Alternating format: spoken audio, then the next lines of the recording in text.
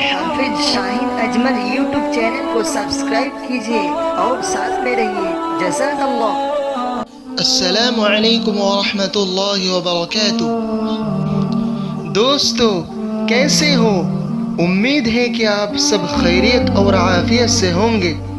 दोस्तों, आज मैं आप लोगों को अज़ाब क़ब्र का एक अजीब वाक़या सुनाने वाला हूँ, जो वाक़या आप लोग इससे पहले कभी नहीं सुने होंगे। दोस्तों, वाक़या ये है कि एक मर्तबा हज़रत अब्दुल्ला इब्न अब्बास रदियल्लाहु ताला अन्हु की मजलिस चल रही थी। कुछ लोग हज़रत अब्दुल्ला इब्न अब्बास रदियल्लाहु ताला अन्हु की खिदमत में हाजिर हुए और बताया कि हम हज के इरादे से निकले हैं। जब हम ज़ातुस सिफ़ात एक जगह का नाम है वहाँ पहुँचे तो हमारे एक साथी का इंतकाल हो गया। उसके बाद हम उसकी तजहीज़ व तकफीन की, फिर कब्र खोदने का इरादा किया। जब हम कब्र खोद चुके तो हमने देखा कि एक बड़े काले नाग ने पूरी कब्र को घेर रखा है। उसके बाद हमने फिर दूसरी जगह कब्र खोदी तो वहाँ भी वही सांप मौजूद था। इसी तरह हमने कई जगह खोदी तो फिर भी वही सांप वहाँ मौजूद था।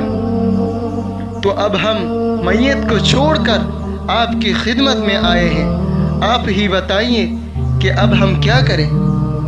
तो हज़रत अब्दुल्ला इब्न अब्बास रदियल्लाहु ताला अन्हु ने फरमाया, ये सांप उसका वो बदअमल है जिसका वो आदी था। ये सांप उस शख्स का वो बदअमल है जिसका वो आदी था। जाओ उसे उसी कब्र में दफन कर दो। खुदा की कसम, अगर तुम उसके लिए पूरी ज़मीन खोद डालोगे फिर भी वो सांप उसकी कब्र में पाओगे। उसकी कब्र से वो सांप नहीं हटेगा। बहरहाल उसे उसी तरह दफन कर दिया गया। नऊज़ बिल्लाह।